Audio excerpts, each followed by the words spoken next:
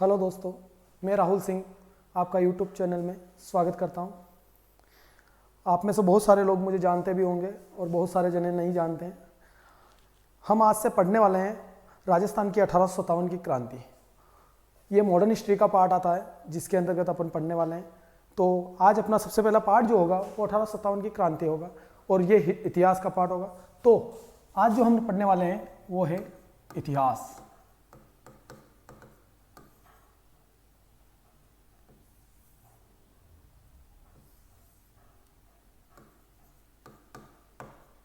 इतिहास और इतिहास के अंतर्गत अपन पढ़ने वाले हैं 1857 की क्रांति।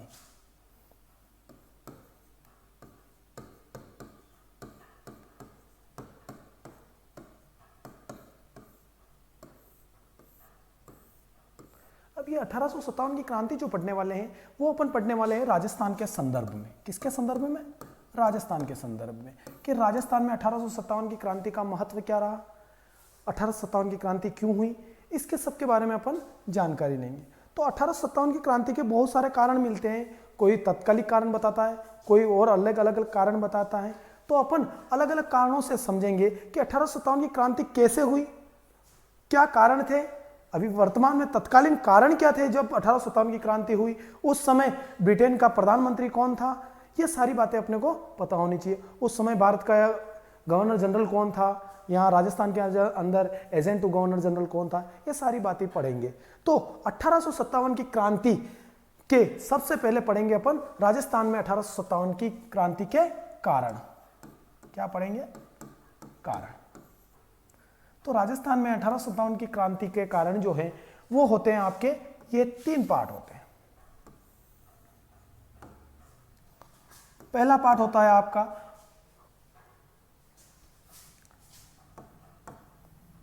पहली जो होती है आपकी सहायक संधि। सहायक संधि। दूसरी होती है आपकी दूसरी संधि होती है आपकी आर्थिक पार्थक्य की नीति।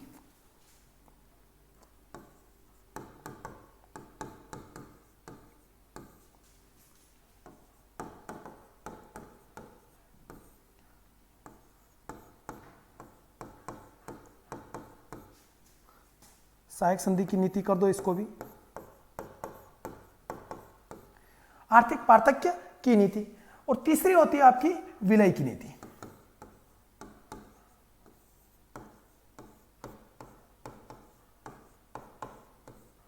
विलय की नीति। तो राजस्थान में जो उस समय के जो कारण थे, यानी 1857 की क्रांति होने का जो कारण था वो था आपका एक तो सहायक संधि की नीति, दूसरा था आपका आर्थिक पार्थक्य की नीति और तीसरा था आपका विलय की नीति। इन तीन कारणों की वजह से संधि होना बताया गया है, यानी 1857 की क्रांति होना कहा गया है। एक कारण और आपका आएगा, जो आएगा आपका तात्कालिक कारण, वो तात्कालिक कारणों के अंतर्गत पढ़ेंगे। तो अपना जो यहां पर जो कारण पढ़ा जाएगा अपना, वो सहायक संधि की नीति, आर्थिक पार्थक्य की नीति और विलय की नीति। अब अपन पढ़ने वाले हैं एक एक के बारे में कि ये कौन लेके आया, कब आई, इसके तहत क्या हुआ था, ये सारी जानकारी अपन लेने वाले हैं। तो पहला जो पढ़ेंगे सहायक संधि की नीति, ये जो लेके आया था, ये लेके आया था आपका लॉर्ड वेलेजली। ये कौन लेके आया था आपका?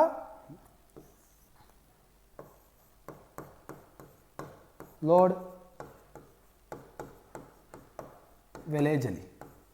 तो इसको लाने का श्रेय किसको जाता है? लॉर्ड वेलेजली को। अब आती है आपकी आर्थिक पार्थक्य की नीति। ये लेके आया था आपका लॉर्ड वॉरेन हेस्टिंग्स। और आपकी अंतिम विलय की नीति ये लेके आया था आपका लॉर्ड डलहौजी।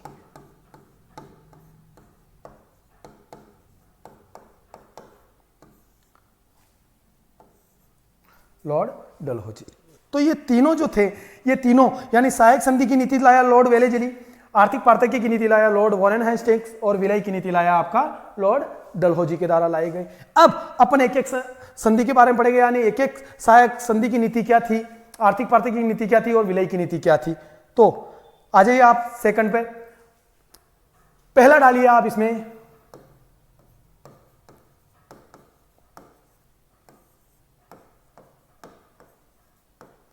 सहायक संधि की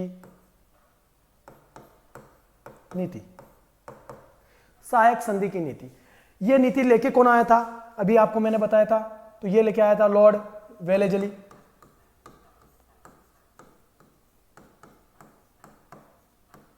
ये कौन लेके आया था? Lord Wellesley. अब ये नीति, सहायक संधि की नीति क्यों आई? तो सहायक संधि की नीति भारत में या राजस्थान में इसलिए आई कि जो देसी राजा थे, इन राजाओं को विदेशी आक्रमणों का खतरा था। तो इन अंग्रेजों ने इनको क्या कहा कि हम आपकी, एक तो विदेशी जितने भी आक्रमण होंगे उनसे भी हम आपकी रक्षा करेंगे, प्लस आपके आसपास के जो लुटेरे वगैरह हो गए या देसी शासक जो हो गए उनसे भी हम आपकी रक्षा करेंगे। तो यह नीति किसके लिए थी? ये विदेशी आक्रमणों से,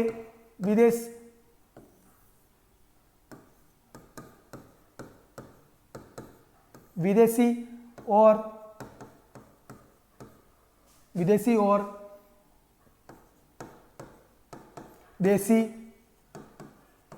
आक्रमणों से स्थानीय शासकों की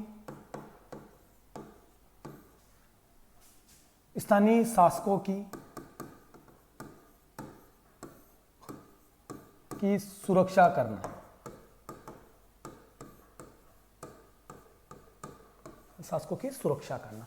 तो यह पहली नीति थी जिसके तहत विदेशी और देसी आक्रमणों से स्थानीय जो शासक थे, जो इस संधि के तहत जो शासक अंग्रेजों से संधि कर रहे थे, वो उनकी सुरक्षा अंग्रेजों के द्वारा की जाएगी। लेकिन अंग्रेज क्या करेंगे? अंग्रेज एक सेना रखेंगे, उस सेना का जितना भी खर्चा होगा वो कौन उठाएंगे? वो स्थानीय शासक उठाएंगे अंग्रेजी सेना का खर्चा।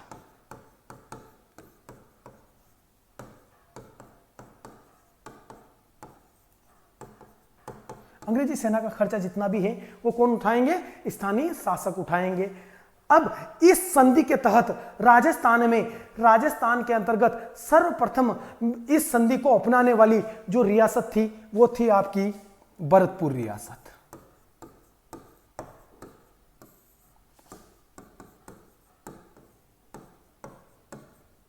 यानी सहायक संधि की नीति जो अपनाई थी, इसके तहत सर्वप्रथम जो रियासत 1857 की क्रांति से पहले जो भरतपुर रियासत थी, इसके द्वारा सहायक संधि की गई, यानी भरतपुर रियासत के द्वारा की गई। और ये जो रियासत थी, इसने जो संधि की थी, ये की थी आपकी 29 सितंबर 1803 ईस्वी। 1803 ईस्वी क्या।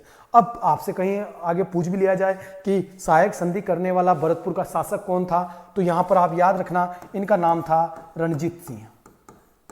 तो भरतपुर के शासक कौन थे? रणजीत सिंह। इनके द्वारा यह सहायक संधि की गई। लेकिन आपसे डायरेक्ट पूछ लिया जाए कि पहली विस्तृत एकात्मक एवं आक्रमणात्मक संधि करने वाली रियासत कौन सी थी, तो वो याद रखना आपका, कौन सी? विस्तृत एकात्मक एवं आक्रमणात्मक संधि करने वाली रियासत, संधि करने वाली रियासत वो थी आपकी अलवर रियासत। अलवर। अब इस अलवर रियासत ने जो सहायक संधि की थी वो की थी आपकी 14 नवंबर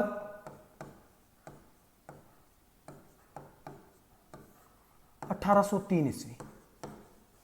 1803 ईस्वी के अंतर्गत, यानी विस्तृत एकात्मक एवं आक्रमणात्मक संधि करने वाली, यानी अंग्रेजों के साथ में विस्तृत एकात्मक एवं आक्रमणात्मक संधि करने वाली रियासत अलवर रियासत थी, जिसने 14 नवंबर 1803 ईस्वी को यह संधि की। और यहां पर अगर आपको विस्तृत की जगह आप चाहो तो व्यापक भी याद रख सकते हो, लेकिन आप ये याद रख लेना। अब यहां पर भी आपसे पूछ लिया जाए कि अलवर रियासत के शासक कौन थे, तो यहां पर आपको याद रखना है, अलवर रियासत के शासक थे आपके बख्तावर सिंह। कौन थे? बख्तावर सिंह, जिनके द्वारा अंग्रेजों से 14 नवंबर 1803 ईस्वी को विस्तृत एकात्मक एक आक्रमणात्मक संधि करने वाली रियासत थी। तो अलवर रियासत आपकी यहां पर आ जाएगी। आपको दो चीजें याद रखनी है, भरतपुर रियासत ने तो सहायक संधि किए, लेकिन व्यापक रूप से, एक विस्तृत रूप से एकात्मक संधि करने वाली रियासत आपकी कौन सी है? अलवर रियासत है। तो ये आपको याद रखना है, जल्दी से नोट कर लीजिए आप सब लोग। चलें आगे, देखिए अब आगे चलते हैं। तो ये तो हो गई आपकी सहायक संधि। अब सहायक संधि के तहत आपसे अगर पूछ लिया जाता है कि भारत में सहायक संधि करने वाली पहली रियासत कौन सी थी, तो आपको याद रखना है भारत में, नोट लगा कर लिख लीजिएगा, लगाइए नोट, भारत में सहायक संधि करने वाली रियासत, तो वो थी आपकी 1798 ईस्वी हैदराबाद रियासत। कौन सी थी आपकी? हैदराबाद रियासत। तो नोट में देखना आप, भारत में सहायक संधि करने वाली जो प्रथम रियासत थी वो 1798 में हैदराबाद रियासत के द्वारा सहायक संधि की जाती है। तो आप लोगों को ये बात याद रखनी है। मैं इसको मिटा रहा हूं।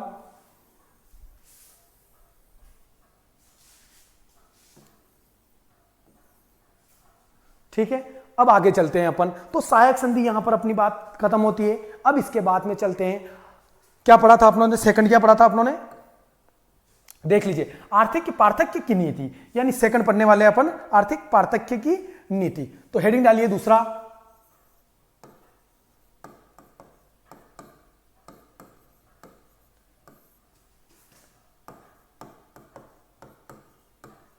आर्थिक पार्थक्य की नीति। अब ये नीति कौन लेके आया था? मैंने आपको बता चुका हूं, ये नीति लेके आया था वॉरेन हेस्टिंग्स।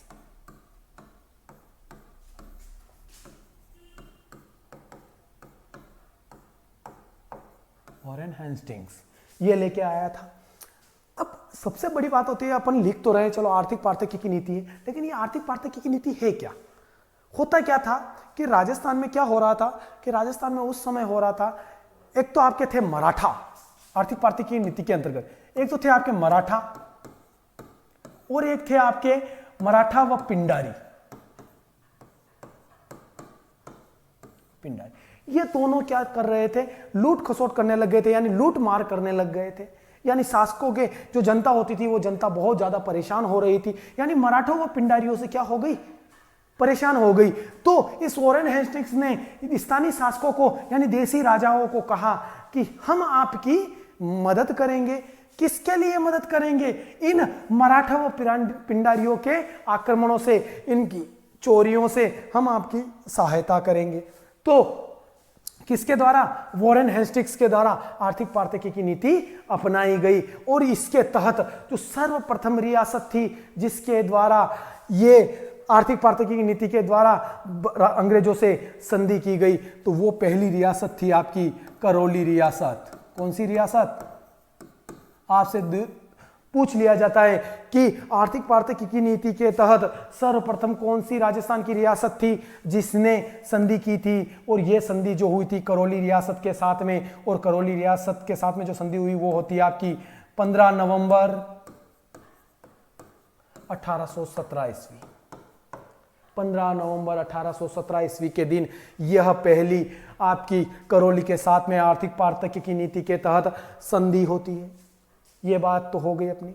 अब आगे चलते हैं। अगर आपसे करौली के शासक भी अगर पूछ लिया जाता है बाई चांस के जिसने यहाँ पर संधि की थी, ये बहुत डीपली हो जाता है क्योंकि वहाँ पर संधि के तहत आपको ये नहीं पूछा जाएगा, लेकिन फिर भी मैं आपको लिखवा देता हूँ यहाँ पर। ये जो संधि की थी करौली के, उस समय शासक थे हरबख्शपाल सिंह। हरबख्शपाल। तो करौली के शासक कौन हो गए? पाल। अगर आपसे इतिहास के अंतर्गत जब पढ़ोगे आप करौली का शासक इतिहास पढ़ोगे तब आपको आएगा कि पाल वंश कहां पर शासन करता था, तो करौली में, धौलपुर में यहां पर पाल वंश शासन किया है। तो वहां के जो शासक थे अपने नाम के पीछे पाल लगाते थे, तो करौली के शासक ने। लेकिन आपसे अगर पूछ लिया जाए कि आर्थिक पार्थक्य की नीति जो थी यह व्यापक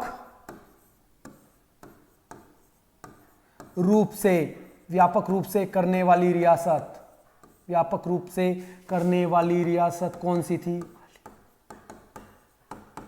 आपसे पूछ लिया जाता है कि व्यापक रूप से आर्थिक पार्थक्य की नीति से संधि करने वाली रियासत आपकी कौन सी थी, तो आप क्या बताएंगे?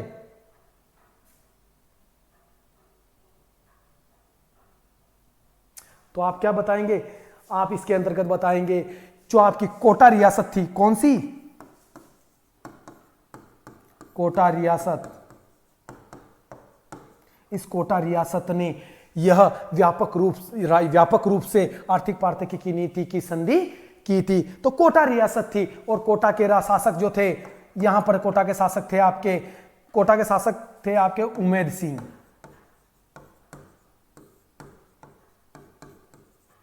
उमेद सिंह जी। और ये संधि जो कोटा रियासत ने की, ये कब की थी? तो 26 दिसंबर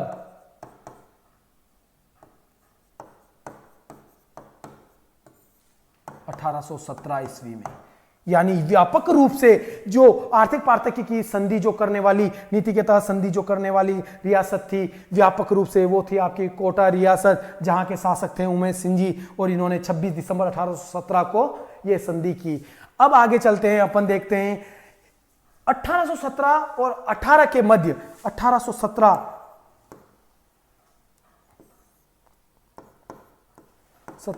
और 18 के मध्य राजस्थान की समस्त रियासतें, राजस्थान की लगभग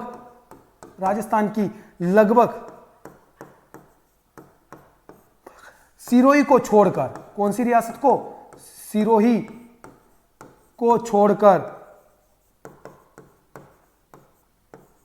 को छोड़कर सभी रियासतों ने इस आर्थिक पार्थक्य की नीति के तहत संधि कर ली थी। अगर आपसे पूछ लिया जाता है कि राजस्थान में किस नीति के तहत राजस्थान की समस्त रियासतों ने सिर्फ सिरोही को छोड़कर सब ने संधि कर ली थी, तो आप क्या बताओगे?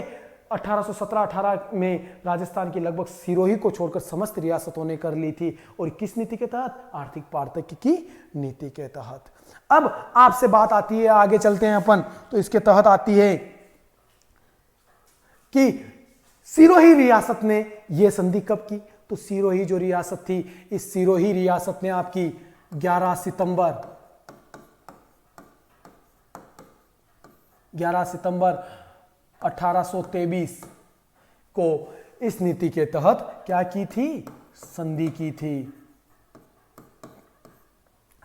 थी। अब आपसे पूछ लिया जाए किसने 11 सितंबर 1823 को, तो ये की थी आपकी सिरोही ने। आपको अगर यहां पर पूछ भी लिया जाता है कि सिरोही का उस समय शासक कौन था, तो याद रखना है आपको, यहां का शासक था आपका शिव सिंह। कौन था?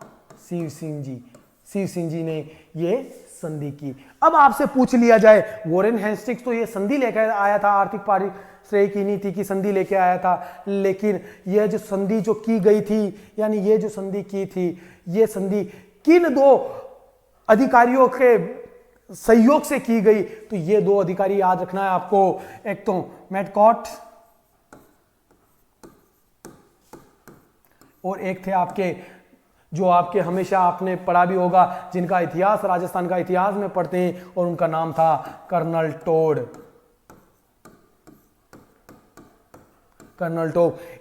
इन्होंने ही आर्थिक पारिश्रय की नीति में सर्वाधिक सहयोग प्रदान किया था।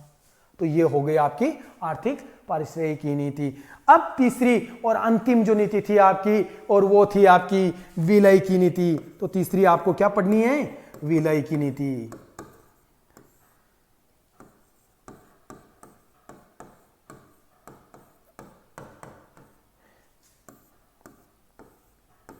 विलय की नीति।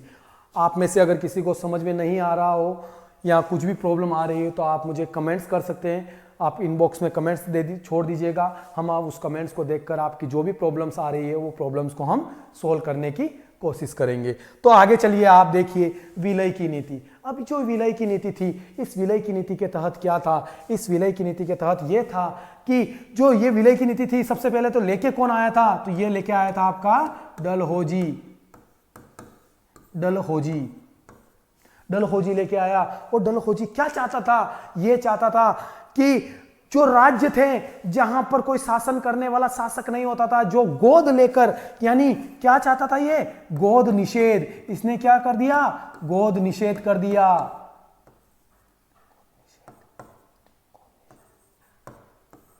गोद निषेध, यानी कोई भी राजा गोद लेकर अपना उत्तराधिकारी नहीं बनाएगा। जिस राजा के वंश नहीं है वो राज्य अंग्रेजी सरकार में मिला लिया जाएगा।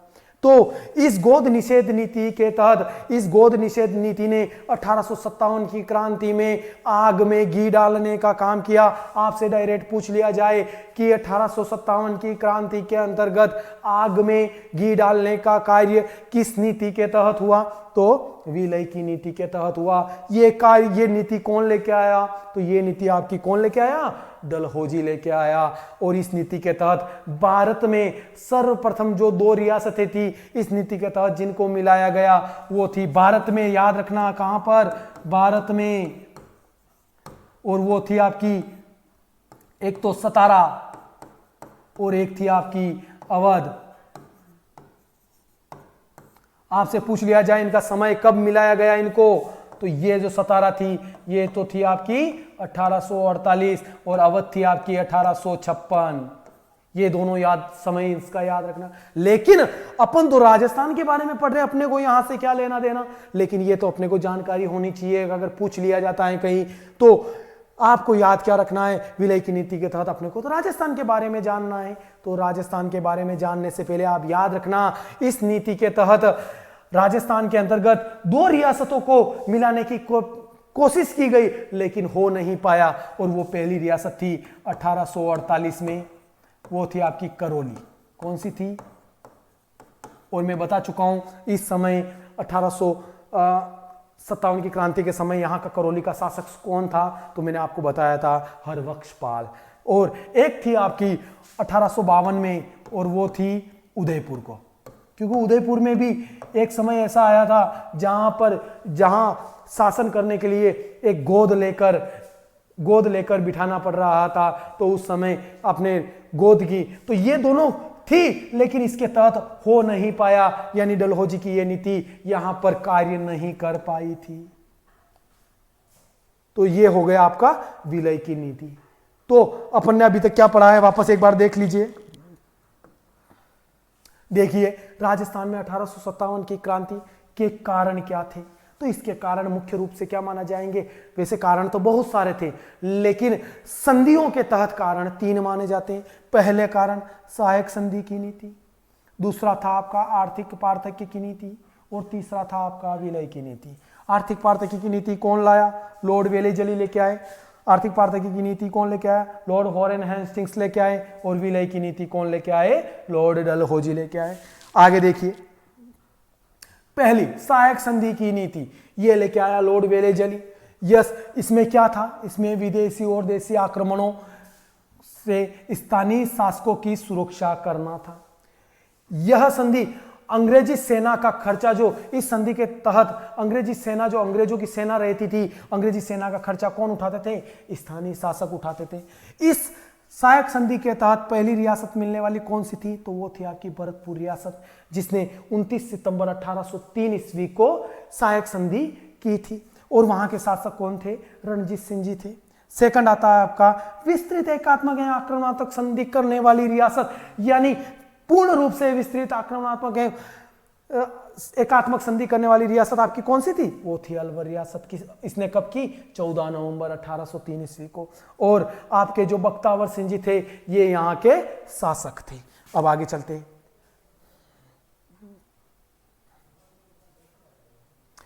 तीसरी थी आपकी आर्थिक पार्थक्य की नीति। ये लेके आने वाला था आपका ये तो पढ़ लिया ना, सॉरी यस। 11 सितंबर 1823 ईस्वी को इसी संधि के आर्थिक पार्थिकी की नीति के तहत सिरोही जो थी, यह 11 सितंबर 1823 को इसने संधि की। तो आपसे डायरेक्ट प्रश्न पूछ लिया जाता है कि राजस्थान में अंतिम कौन सी रियासत थी जिसके द्वारा संधि की गई? तो कौन सी रियासत थी आपकी? सिरोही रियासत थी। और सिरोही के शासक कौन थे? शिव सिंह जी थे। आपसे पूछ लिया जाता है कि यह संधि आर्थिक पार्थिकी की नीति के तहत संधि करवाने वाले दो अधिकारी कौन थे? तो एक तो मेटकोट एंड कर्नल टोड। मेटकोट भी कहते हैं उनको, मेटकॉफ भी कह सकते हो आप, मेटकॉफ भी कह सकते हो। तो मेटकॉफ और कर्नल टोड थे। अब आती है आपकी तीसरी नीति, विलय की नीति। और विलय की नीति लेके आया था आपका लॉर्ड डलहौजी लेके आया था। यह लॉर्ड डलहौजी के तहत जब लाई गई थी, इसके तहत क्या था? तो इसके तहत भारत में सर्वप्रथम गोद निषेध जो नीति थी उसको अपनाया गया। यानी कोई भी शासक अपना अधिकार चलाने के लिए यानी शासन चलाने के लिए गोद लेकर शासन नहीं करता था। इसके तहत यानी विलय की नीति के तहत ये डलहौजी की हड़प नीति भी कहलाती थी, यानी राज्य हड़प की नीति भी कहलाती थी। क्या कहलाती थी? राज हड़प की नीति, राज हड़प की नीति भी कहलाती थी। तो डलहौजी की नीति कौन सी थी? राज हड़प की नीति, यहां विलय की नीति थी। इसके तहत भारत में सर्वप्रथम कौन सी रियासतों को मिलाया गया? तो 17, इसको 1848 में मिलाया गया। और सेकंड थी आपकी अवध, 1856 में मिलाया गया। अगर आपसे पूछ लिया जाए कि राजस्थान में इस नीति के तहत किनको मिलाने की प्रयास किया गया, मिलाया नहीं गया है, याद रखना, मिलाया नहीं गया है, प्रयास किया गया है, तो वो थे 1848 में करौली और 1852 में उदयपुर रियासत। इन दोनों को मिलाने का प्रयास किया गया है। तो ये बात यहां पर होती है। अब आगे चलते हैं, आगे अपन देखेंगे। ये तो हो गए अपने तीनों कारण, उस समय ये 1857 की क्रांति होने के कारण हो गए। लेकिन आपसे पूछ लिया जाता है कि इतने दिनों से ये संधियां तो ठेठ 1803 से 1817 में चल रही थी, तो क्यों ना 1818 में ही उस समय क्रांति क्यों नहीं हो गई? लेकिन उस समय लोगों ने इतना ये नहीं किया। लेकिन सर्वाधिक जो कारण आता है वो आता है आपका तात्कालिक कारण। कौन सा कारण आता है? तात्कालिक कारण, तात्कालिक कारण। और तात्कालिक कारण जो थे उस समय सबसे प्रमुख तात्कालिक कारण जो था वो थी अंग्रेजों के द्वारा उस समय प्रयोग की जाती थी ब्राउन बेस बंदूक। कौन सी बंदूक के उपयोग में की जाती थी? ब्राउन बेस बंदूकें उपयोग में की जाती थी। लेकिन अंग्रेजों ने क्या किया? इन ब्राउन बेस बंदूकों के स्थान पर एनफील्ड राइफल्स का प्रयोग करने लग गए। एनफील्ड राइफल्स का प्रयोग करना प्रारंभ किया। जब एनफील्ड राइफल्स का करना प्रारंभ किया, ये भी एक बंदूक थी। लेकिन होता क्या है, इस एनफील्ड राइफल्स के अंदर जो बारूद भरा जाता था या जो वहां पर कैदे कारतूस जो उपयोग लिए जाते थे, वो कारतूस, उन कारतूस को मुंह से काटकर फिर इस एनफील्ड राइफल्स के अंदर डाला जाता था। लेकिन ये कारतूस जो बनते थे, ये बनते थे आपकी गाय और सूअर की चर्बी से। किससे? गाय व सूअर की चर्बी, गाय व सूअर की चर्बी से, गाय व सूअर की चर्बी से बनते थे। अब गाय व सूअर की चर्बी का जब प्रयोग किया जाता था तो भारत एक विविध धर्मों को मानने वाला देश है। तो यहाँ पर विविध अनेक प्रकार के धर्म माने जाते हैं। तो हिंदू जो थे उनके लिए गाय क्या होती है? पूज्य होती है। और सूअर के जो होता है उसको अपने आप के जो मुसलमान जो होते हैं वो सही नहीं मानते हैं। तो इन्होंने इस एनफील्ड राइफल्स का क्या किया? बहिष्कार किया। और इस तत्कालिक कारण के तहत सर्वप्रथम जो क्रांति होती है वो कहाँ होती है? तो वो मेरठ में होती है। और आपने नाम सुना ही होगा मेरठ के अंदर। इसके तहत एक व्यक्ति होता है, वो नाम होता है उसका मंगल पांडे। इस मंगल पांडे ने, जो मंगल पांडे होता है, इस मंगल पांडे ने क्या किया? अपने दो अधिकारी थे, अंग्रेज अधिकारी। एक का नाम तो था लेफ्टिनेंट बाग,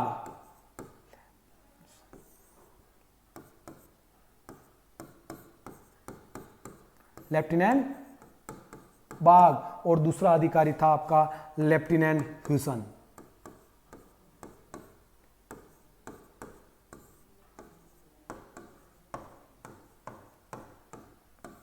लेफ्टिनेंट ह्यूसन, इन दोनों के द्वारा इन दोनों को क्या कर दिया गया, इस मंगल पांडे ने गोली मार दी और गोली मारकर इनकी क्या कर दी, हत्या कर दी। तो मंगल पांडे ने इनकी हत्या कर दी। अब मंगल पांडे के बारे में विस्तृत जो जानकारी आप पढ़ेंगे वो पढ़ेंगे आप इंडियन हिस्ट्री के अंतर्गत 1857 की क्रांति जब पढ़ेंगे तो वहां पर मिलेगी।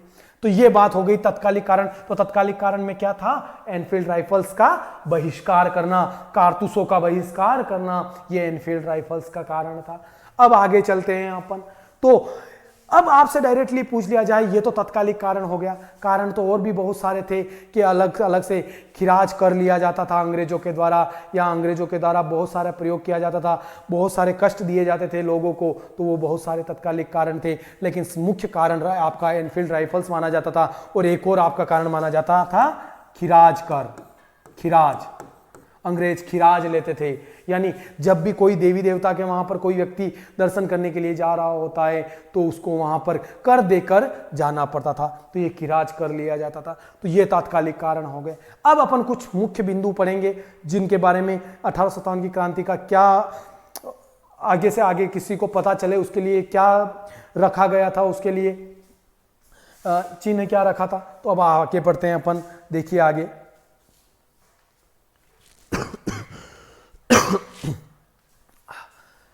अब आगे देखते हैं अपन। तो इसके अंतर्गत दो चीजें रखी गई थी, एक तो रोटी और एक कमल का फूल। पहला क्या था रोटी, और एक था आपका दूसरा कमल का फूल। कमल एक फूल ही होता है, ये हिंदी के अंतर्गत कमल ही कहलाता है, फूल नहीं लगता है उसके आगे, क्योंकि कमल एक फूल ही आता है, तो कमल। तो रोटी का प्रयोग क्यों किया जाता था, रोटी का प्रयोग एक गांव से, कहां से, एक गांव से दूसरे गांव में क्रांति का, 1857 की क्रांति का संदेश देने के लिए, और कमल का प्रयोग एक छावनी से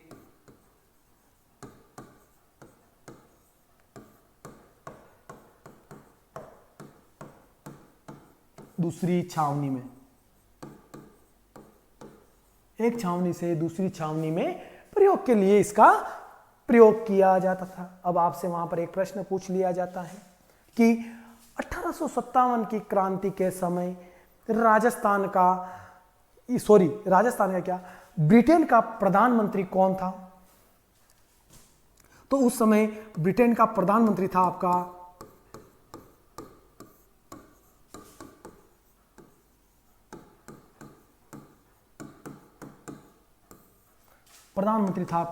पार्म स्टॉर्म।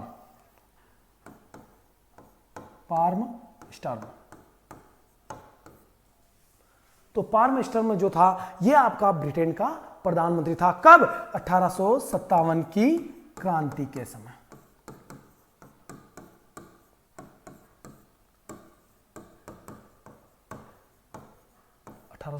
की क्रांति के समय।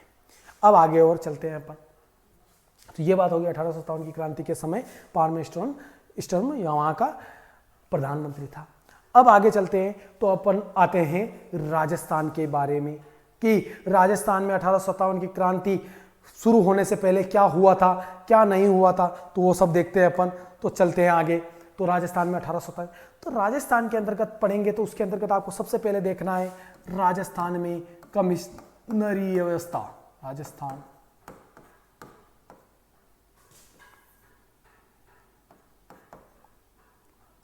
राजस्थान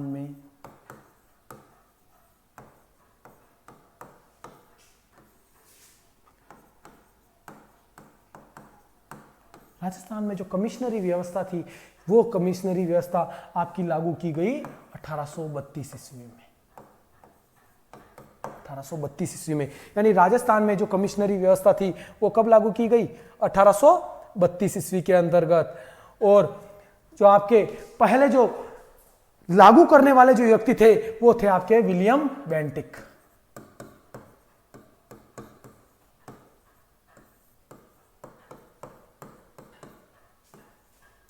आपके यानी विलियम बेंटिक जो थे वो पहले व्यक्ति थे जिसके द्वारा राजस्थान में कमिश्नरी व्यवस्था लागू की गई। अब आपसे आगे चलते हैं, देखते हैं राजस्थान के पहले एजीजी कौन थे। तो दूसरा याद रखना है आपको, राजस्थान के पहले एजीजी कौन थे। तो एजीजी यानी एजेंट टू गवर्नर जनरल, जो आपका गवर्नर जनरल होता था उस गवर्नर जनरल का एक एजेंट रखा जाता था जिसे एजेंट टू गवर्नर जनरल कहलाता था। और उस समय जो यानी भारत का राजस्थान का प्रथम जो एजीजी था वो थे आपके मिस्टर लॉकेट।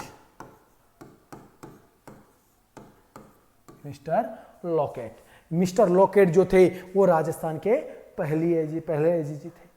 अब आपसे आता है कि एजीजी जो थे, अब एजीजी ऐसे तो नहीं है कि हर कहीं बैठ जाएंगे, उनके बैठने के लिए या ठहरने के लिए कहीं ना कहीं स्थान होगा, कहीं ना कहीं उनकी स्थान जगह होगी, उनका कहीं ना कहीं कार्यालय होगा।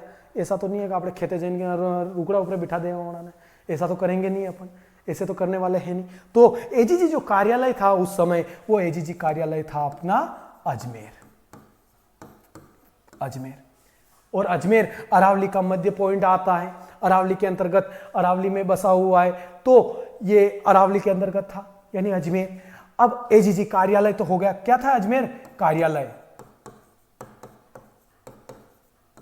लेकिन होता क्या है कि गर्मियों में क्या होता था, यहां पर इनको गर्मी लगती थी, तो इन्होंने क्या किया 1845, कब 1845 ईस्वी में इस एजीजी कार्यालय को यहां से हटाकर स्थानांतरित कर दिया माउंट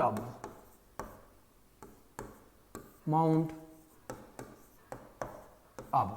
यानी एजीजी कार्यालय 1845 में यहां से कहां शिफ्ट हो गया, माउंट आबू के अंतर्गत स्थित हो गया। क्योंकि अपन भी जानते हैं कि माउंट आबू एक ऐसा स्थान है जहां पर गर्मियों में भी अच्छी खासी सर्दी पड़ती है, तो क्योंकि वो बहुत ही राजस्थान का एक ठंडा स्थान है, तो राजस्थान का यानी एजीजी जो कार्यालय हो गया वो हो गया माउंट आबू हो गया। अब आपसे पूछ लिया जाता है कि सर आपने ये तो बता दिया कि राजस्थान के पहले एजीजी मिस्टर लॉकेट थे, तो 1857 के समय क्रांति के समय कौन थे एजीजी। तो याद रखना आप लोग, इस समय 1857 की क्रांति के समय जो एजीजी थे यानी 1857 की क्रांति के समय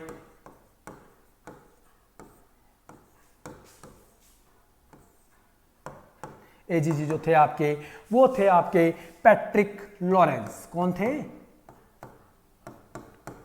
पैट्रिक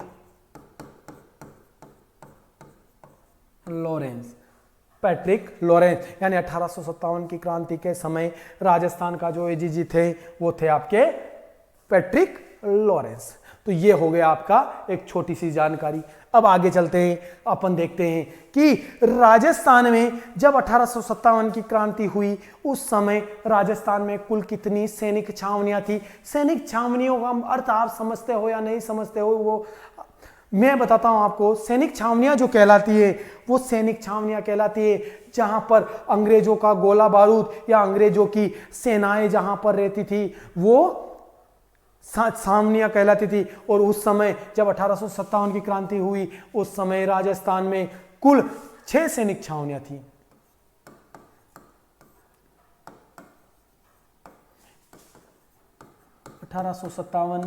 की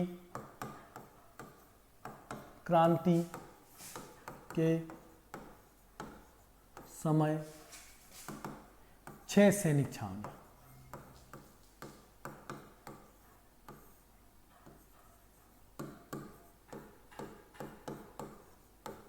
6 सैनिक छावनियां थी। यानी आपसे पूछ लिया जाए कि राजस्थान में 1857 की क्रांति के समय कुल कितनी सैनिक छावनियां थी, तो 6 सैनिक छावनियां थी। तो आ जाओ देखते हैं अपन कौन कौन सी 6 सैनिक छावनियां थी। चलो घूमने चलते हैं 6 सैनिक छावनियों के अंतर्गत। यही सोचो अगर आप पढ़ रहे हो तो छावनियों के अंतर्गत यानी आप ही मंगल पांडे थे उस समय, आप ही उस समय के अलग अलग जो नेता थे, बख्तावर सिंह आप ही थे, आप ही हीरा सिंह थे, आप ही सारे क्रांतिकारी नेता थे। जब तक आप खुद को यहां पर नहीं रखोगे तब तक आपको समझ में नहीं आ पाएगा। तो खुद को रखो। तो पहली जो सैनिक छावनी थी वो थी आपकी नसीराबाद। नसीराबाद सैनिक छावनी। और नसीराबाद कहां है? अजमेर। मैं आपको सीरियल से लिखाऊंगा क्योंकि सारी सैनिक छावनियों में एक सीरियल से ही क्रांति होते हुए चली है। तो पहली थी आपकी नसीराबाद अजमेर। दूसरी थी आपकी नीमच छावनी। नीमच छावनी और ये थी आपकी एमपी में। अब आप सोच रहे होंगे सर पढ़ तो राजस्थान रहे हैं, ये नीमच छावनी एमपी में क्यों आ गई? अरे नीमच छावनी जो थी इसके ऊपर जो अधिकार था वो आपका आधा आपकी मेवाड़ जो रियासत थी उस मेवाड़ रियासत का अधिकार था। इसलिए नीमच छावनी अपन यहां पर राजस्थान की 1857 की क्रांति में पढ़ेंगे। अरे मध्य प्रदेश जो बना है ये भारत जब स्वतंत्र हुआ, भारत स्वतंत्र होने के बाद में ये मध्य प्रदेश, ये राजस्थान, ये गुजरात, ये राज्य बने हैं। उससे पहले पूरा भारत अखंड भारत के रूप में जाना जाता था। उससे पहले कोई भी मध्य प्रदेश नहीं था। हाँ मालवा के नाम से जरूर जाने जाते थे लेकिन उस समय कोई अलग से राज्य नहीं होता था। उस समय सिर्फ रियासतों में पूरा भारत बटा हुआ था, अलग अलग रियासतें होती थी। तो यहां पर नीमच छावनी मेवाड़ रियासत का हिस्सा थी। तीसरी आती है आपकी देवली छावनी। और देवली छावनी आपकी कहां है? टोंक। यानी देवली छावनी जो है आपकी वो टोंक में है, याद रखना आप लोग। और चौथी आपकी जो आती है, और चौथी जो छावनी है आपकी वो है आपकी एरिनपुरा। एरिनपुरा और एरिनपुरा जो है वो पाली में है। एरिनपुरा पाली। उस समय अगर पूछ लिया जाए कि एरिनपुरा पाली जो है ये वर्तमान में तो पाली जिले के अंदर आता है लेकिन तात्कालिक समय में किसका हिस्सा था? तो ये मारवाड़ का हिस्सा था। तो एरिनपुरा पाली जो है वो मारवाड़ का हिस्सा था। पांचवी जो आपकी छावनी आती है वो आती है आपकी ब्यावर अजमेर। कौन सी?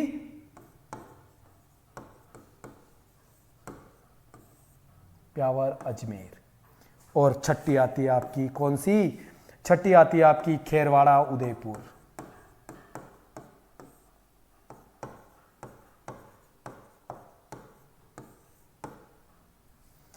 खेरवाड़ा उदयपुर। ये 1857 की क्रांति के समय राजस्थान की 6 सैनिक छावनियां थी। लेकिन आपसे यहां पर प्रश्न पूछ लिया जाता है कि राजस्थान में 6 सैनिक छावनियों में से ऐसी कौन सी 2 सैनिक छावनियां थी जिसमें 1857 की क्रांति नहीं हुई? तो याद रखना है आपको ये दोनों सैनिक छावनियां। इन दोनों सैनिक छावनियों में 1857 की क्रांति नहीं हुई, यानी इन दोनों ने 1857 की क्रांति के अंतर्गत भाग नहीं लिया। तो अपन कौन कौन सी? इन चारों को ही पढ़ेंगे। इन चारों सैनिक छावनियों के बारे में विस्तृत रूप से जानकारी लेंगे। तो आप सब जने एक बार इसको उतार लीजिए।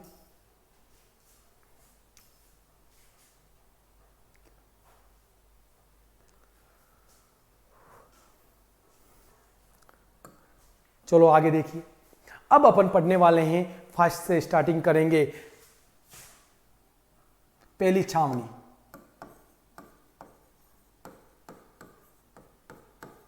Nasirabad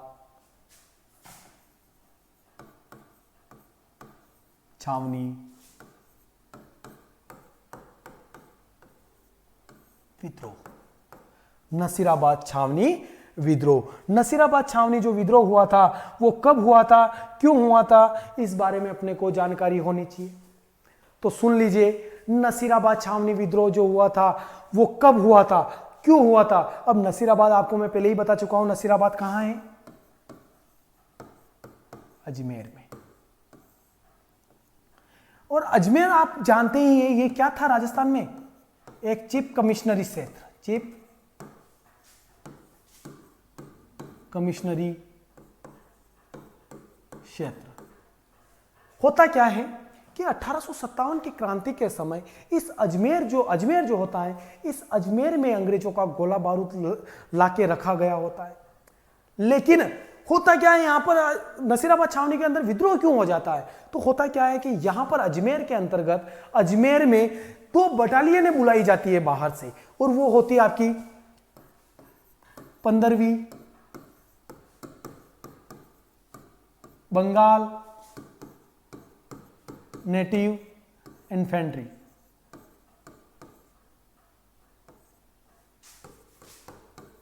Bengal native infantry battalion,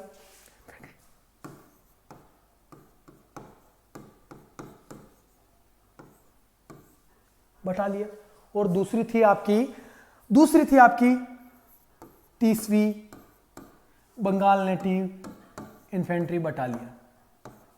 तो 2 बटालियनों को यहां पर अजमेर के गोला बारूद की रक्षार्थ के लिए बुलाया गया था।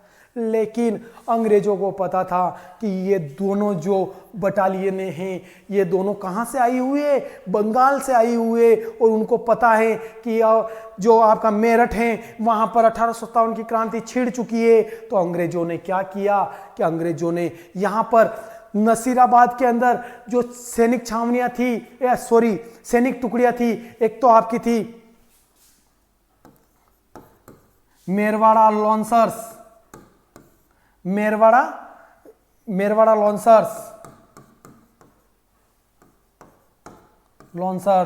और आपकी दूसरी थी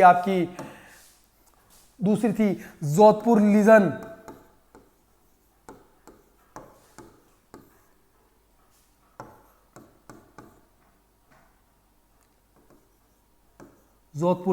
और एक और थी आपकी मुंबई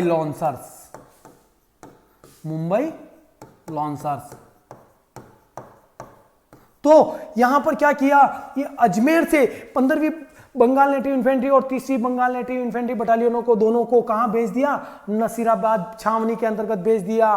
तो और यहां पर जो जोधपुर थी, इसको यहां अजमेर में लगा दिया गया। तो जो 15वीं बंगाल नेटिव और 30वीं बंगाल नेटिव इन्फेंट्री बटालियन ने जो थी, इन दोनों ने सोचा कि अंग्रेज हमारे ऊपर विश्वास नहीं करते हैं। तो इनमें से जो 15वीं बंगाल नेटिव इन्फेंट्री बटालियन थी, इसने 28 मई 1857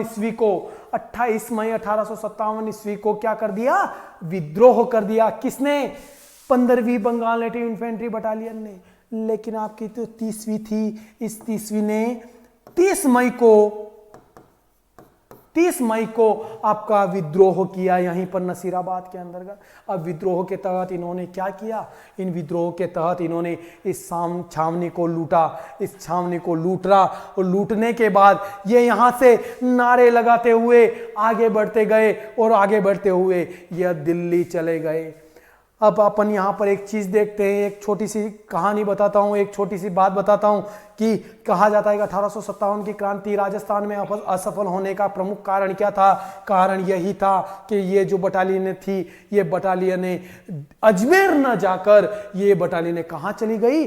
दिल्ली चली गई। अगर ये अजमेर जाकर यहां पर अंग्रेजों का जो गोला बारूद था, इसको अपने अधिकार में ले लेती, तो आज 1857 की क्रांति का एक रूप ही अलग होता। शायद हो सकता था कि उसी समय भारत आजाद हो गया होता।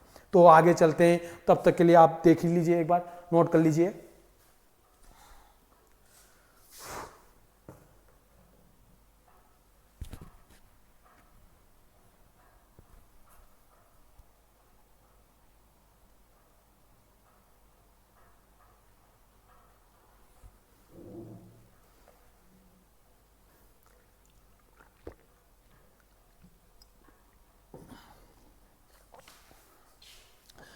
चलिए अब आगे चलते हैं। आगे देखिए, अब इसी नसीराबाद छावनी के अंतर्गत अपन देखते हैं, अपन ने देखा था 15वीं और 30वीं बंगाल नेटिव इन्फेंट्री बटालियन ने यहां पर विद्रोह किया। लेकिन अभी अपन ने देखा था एक मुंबई लॉन्सर्स थी, एक जोधपुर लीजन थी, एक मेरवाड़ा लॉन्सर्स थी। जो आपकी मेरवाड़ा लॉन्सर्स थी, कौन सी? मेरवाड़ा लॉन्सर्स।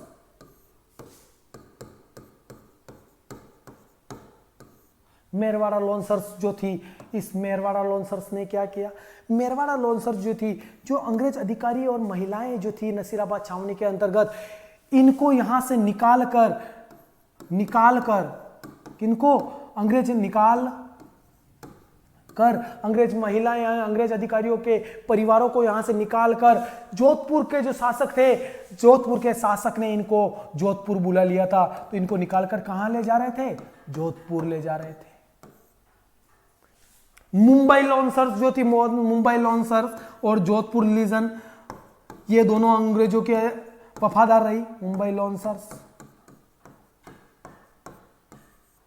लॉन्सर्स व जोधपुर लीजन।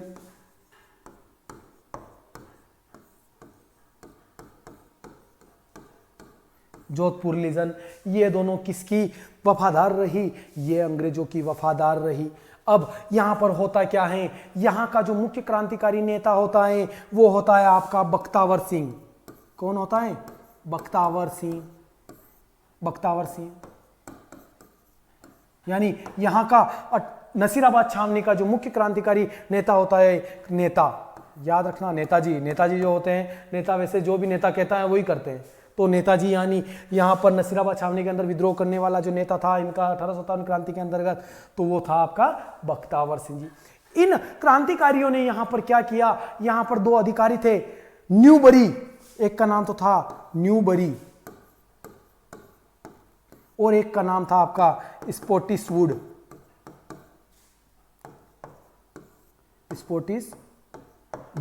इन स्पोटिसवुड और न्यूबरी दोनों की क्या कर दी? हत्या कर दी गई। तो 18 इन क्रांतिकारियों ने अंग्रेज अधिकारी न्यूबरी और स्पोटिसवुड की हत्या कर दी गई। अब यहां पर इस नसीराबाद छावनी को जो लूटने वाला राजपूत सरदार था, ये आप किताबों के अंदर पढ़ोगे, नहीं मिलेगा आप लोगों को। तो यहां पर जो एक राजपूत सरदार था डूंगर सिंह, इसने इस छावनी को लूटा था। वो एक डूंगजी जवाहर जी अलग हैं, ये डूंगर सिंह जी अलग हैं। तो डूंगर सिंह जी के द्वारा यहां पर क्या किया गया? इस छावनी को लूटा गया। अब देखते हैं आगे। अब यहां से जो मेरवाड़ा लॉन्सर्स थी, ये जिन अंग्रेज अधिकारियों और उनके परिवारों को जो जोधपुर लेके जा रही थी, इसमें से एक अधिकारी था कर्नल पेनी। कौन? कर्नल पेनी। इसको क्या होता है, रास्ते में दिल का दौरा पड़ता है, यानी हार्ट अटैक, अपन बोलते हैं हार्ट अटैक आ गया, तो इस कर्नल पेनी को क्या आ गया? अटैक आ गया और इसकी क्या हो जाती है? मृत्यु हो जाती है। तो ये हो गई इसकी कर्नल पेनी की अटैक के कारण रास्ते में जोधपुर जाते समय अटैक से इसकी क्या हो जाती है? मृत्यु हो जाती है। अब जो आपकी यहाँ के क्रांतिकारी जो लोग होते हैं, ये क्रांतिकारी ये कहाँ बढ़ते हैं? दिल्ली की तरफ बढ़ते हैं। जब ये क्रांतिकारी दिल्ली की तरफ बढ़ते हैं तो इनका एक पीछा किया जाता है, और वो पीछा जो करती हैं वो आपकी कौन करती हैं? इनका जो पीछा करती हैं वो करती हैं आपकी वाल्टर व हिथकोट की सेना। यानी इन क्रांतिकारियों का जो पीछा करती है वाल्टर व हिथकोट, यानी वाल्टर व हिथकोट की सेना क्या करती है? पीछा करती हैं। तो वाल्टर व हिथकोट की सेना के द्वारा इनका पीछा किया जाता है। लेकिन क्रांतिकारी कभी क्या हाथ में आते हैं क्या? किसी के ये हाथ में नहीं आते, और ये डायरेक्ट चले जाते हैं दिल्ली।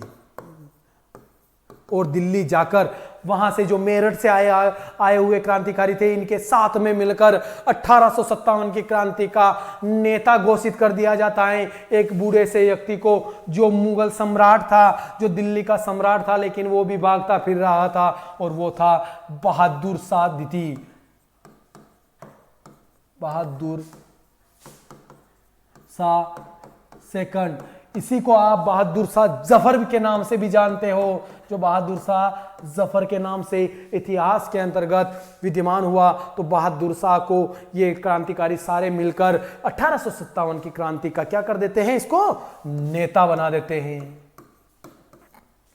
तो यहां से ये बात सारी हो जाती है, यानी ये नसीराबाद छावनी विद्रोह के बारे में जानकारी होती है। तो एक बार वापस नसीराबाद छावनी विद्रोह को देख लीजिए। नसीराबाद छावनी विद्रोह, नसीराबाद कहाँ पर स्थित है? अजमेर में स्थित है। यह किस में आता है? यह चीफ कमिश्नरी क्षेत्र के अंतर्गत आता है। यस, यहाँ पर किसने विद्रोह किया? तो यहाँ पर 15वीं बंगाल नेटिव इन्फेंट्री बटालियन, 30वीं बंगाल नेटिव इन्फेंट्री बटालियन, जिनमें से 15वीं ने तो 28 मई 1857 और 30वीं ने 30 मई 1857 ईस्वी को यहाँ पर विद्रोह किया। अंग्रेजों की वफादार जो रही, एक तो मेरवाड़ा लॉन्सर्स रही, एक जोधपुर लीजन रही और एक मुंबई लॉन्सर्स रही। मेरवाड़ा जो लीजन थी, यह मेरवाड़ा लीजन ने क्या किया? तो मेरवाड़ा लीजन ने यहाँ पर जब क्रांति हुई तो यहाँ के जो अंग्रेज अधिकारी और उनके परिवार थे उनको लेकर कहाँ चले गए? जोधपुर चले गए। और यहाँ पर जो क्रांति का मुख्य क्रांतिकारी जो नेता था वो था आपका बख्तावर सिंह था। मुंबई लॉन्सर्स और जोधपुर लीजन, ये दोनों अजमेर में जो गोला बारूद रखा गया था उनकी रक्षा कर रही थी, तो ये अजमेर के अंतर्गत थी, ये यहाँ नसीराबाद नहीं आ पाई। ठीक है, इसके अलावा इन जो ये क्रांतिकारी थे, इन क्रांतिकारियों ने किसकी हत्या कर दी? तो इन क्रांतिकारियों ने न्यूबरी और स्पॉटिसवुड, इन दोनों की, अंग्रेज अधिकारियों की क्या कर दी? हत्या कर दी। जब हत्या कर दी गई तो हत्या करने के बाद में जहां जो यहाँ के नेता थे, क्रांतिकारी जो लोग थे, ये क्रांतिकारी नारे लगाते हुए मारो फिरंगी चलो दिल्ली, नारे लगाते हुए कहाँ बढ़ गए? दिल्ली की ओर बढ़ गए। जब दिल्ली की ओर बढ़े तो वहां पर इनका वाल्टर व हिथकोट की सेना ने क्या किया? पीछा किया, लेकिन ये इनके हाथ नहीं लग पाए। अब क्या होता है कि जो मेरवाड़ा लॉन्सर्स इन अंग्रेज अधिकारियों और इनको लेके जोधपुर जा रही थी, इसमें से एक अधिकारी था कर्नल पेनी। इस कर्नल पेनी को रास्ते में दिल का दौरा पड़ा और इसकी क्या हो गई? मृत्यु हो गई और यहां पर कर्नल पेनी मारा जाता है। और आपका जो 1857 की क्रांति में इस नसीराबाद छावनी को लूटने वाला जो व्यक्ति राजपूत सरदार होता है वो होता है आपका डूंगर सिंह। तो ये होती है आपकी नसीराबाद छावनी विद्रोह समाप्त।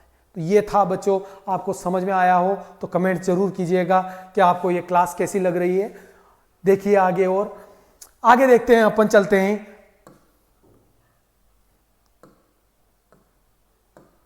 आगे चलते हैं अपन, आगे देखते हैं अपन। दूसरी छावनी आती है आपकी नीमच छावनी। नीमच छावनी विद्रोह। और नीमच छावनी जो विद्रोह होता है, ये इसकी डेट जो लिखी हुई होती है वो 3 जून 1857। अब यहां पर होता क्या है? नीमच छावनी के अंतर्गत होता क्या है?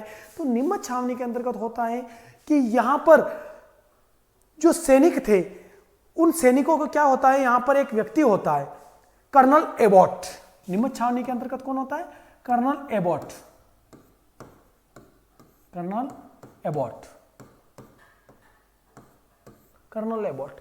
ये कर्नल एबॉट को पता चलता है कि भारत के अंतर्गत क्रांति हो रही है और नसीराबाद में भी क्रांति हो चुकी, तो ये क्या करता है कि जो छावनी के अंतर्गत जो हिंदू लोग या मुस्लिम लोग जो यहाँ के सैनिक होते हैं, इनको यह शपथ दिलाता है। और शपथ किस में दिलाता है? हिंदुओं को तो शपथ दिलाता है ये गीता से, और आपके मुस्लिमों को शपथ दिलाता है या कुरान से। और स्वयं इनके साथ में बाइबिल जो होती है ईसाइयों का मुख्य प्रमुख ग्रंथ, इससे शपथ लेता है कि हम अंग्रेज कंपनियों के अंग्रेज ईस्ट इंडिया कंपनी जो है इसके लिए हम क्या रहेंगे? वफादार रहेंगे। लेकिन यहां पर एक व्यक्ति होता है, जिसका नाम क्या होता है? उसका नाम होता है आपका मोहम्मद अली बेग। क्या नाम होता है? मोहम्मद अली बेग। मोहम्मद अली बेग कहता है कि जब अंग्रेज अधिकारी ही अपनी बातों पर यानी अपनी कस्मों पर अगर टिके नहीं रह सकते, तो हम हिंदुस्तानियों को ने क्या यहाँ पर वो गार्ड थोड़ी रखा है जो हम यहाँ पर बैठे रहे, हम उनकी बातों की यानी शपथ को हम ही मानते रहे। तो इस मोहम्मद अली बेग ने इसका विरोध किया। और यहाँ पर एक व्यक्ति होता है हीरा हीरा सिंह, इस हीरा सिंह के नेतृत्व में यहां पर क्रांति होती है। यहां पर क्रांति जब होती है तो यहां से क्या होता है कि जो यहाँ पर जो अंग्रेज महिलाएं, बच्चे और उनके परिवार, पूरे अंग्रेज अधिकारियों के महिलाएं, बच्चे, परिवार पूरे रह रहे थे, तो वो यहाँ से जैसे ही उनके यहाँ पर क्रांति होती है, यहाँ पर धमाका होता है, बम धमाका, तो वो अंग्रेज अधिकारी महिलाएं और बच्चों को साथ यहाँ से भाग जाते हैं और वह अपने चित्तौड़गढ़ जिले में एक गांव आता है डुंगला। डुंगला, इस डुंगला में एक किसान होता है, यानी यहां का एक पटेल होता है डुंगला का, रुगाराम पटेल। रुगाराम पटेल, इस रुगाराम पटेल इन अंग्रेज अधिकारियों और इनके परिवारों को क्या देता है, यहां पर शरण देता है। कौन देता है? रुगाराम पटेल शरण देता है आपके इनको, अंग्रेज अधिकारियों और परिवारों को शरण देता है। अब तो यहाँ पर शरण हो गई, इनकी शरण मिल गई किनको? अंग्रेज अधिकारियों को। और इस बात की जानकारी पहुंच जाती है कि नीमच छावनी में क्या हो गया है? विद्रोह हो गया है। तो उस समय ये नीमच जो था ये मेवाड़ रियासत का हिस्सा था। तो मेवाड़ से एक वहाँ का पॉलिटिकल एजेंट, यानी एजेंट टू गवर्नर जनरल के बीच में, आपका एजेंट टू गवर्नर जनरल से नीचे जो पोस्ट होती थी वो होता था आपका पॉलिटिकल एजेंट। और इस समय मेवाड़ का पॉलिटिकल एजेंट था आपका मेजर सोवर्स।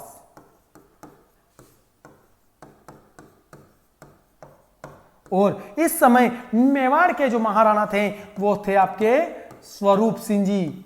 स्वरूप,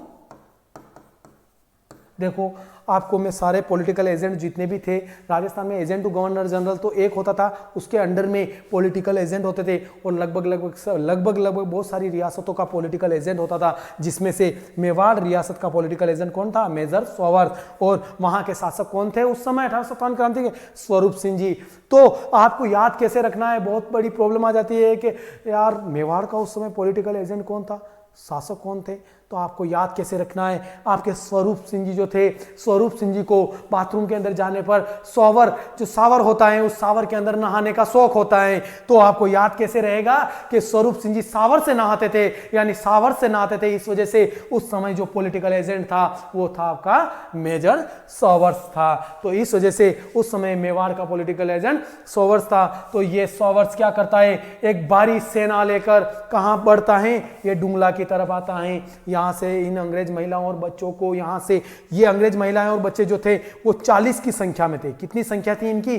40। इन 40 ही अंग्रेज अधिकारी और महिलाओं बच्चों को ये यहाँ से सेना के साथ में वापस कहाँ भेज देता है? उदयपुर भेजता है। और उदयपुर में उदयपुर में जब जाते हैं तो उदयपुर में इनको पिछोला झील के अंतर्गत एक महल है, पिछोला झील में जगमंदिर,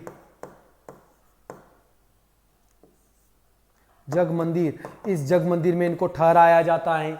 अब जगमंदिर के अंदर जब ठहरा दिया जाता है तो यहां पर आपको किताबों के अंदर नहीं मिलता है कि जगमंदिर में जब ठहराया जाता है तो इनकी देखरेख कौन करता है। तो वही व्यक्ति कौन होता है आपकी देखरेख करने वाला? इनकी देखरेख करने वाला व्यक्ति होता है आपका गोकुल चंद मेहता। यानी इन जगमंदिर में इनकी देखरेख करता है गोकुल चंद मेहता। गोकुल चंद मेहता के द्वारा इनकी देखरेख की जाती है। और मेजर सोवर्स यहां से इन नीमच छावनी के अंतर्गत वापस अपना अधिकार कर लेता है। लेकिन नीमच छावनी के जो क्रांतिकारी थे ये यहां से ढोल नगाड़े बजाते हुए, ढोल नगाड़ों के साथ में निम्बाड़ा होते हुए पहुंच जाते हैं कहां पर? देवली। तो अब आगे पढ़ेंगे अपन देवली टोंक छावनी विद्रोह, यानी देवली छावनी विद्रोह पढ़ेंगे अपन। तो ये एक बार उतार लीजिए आप लोग।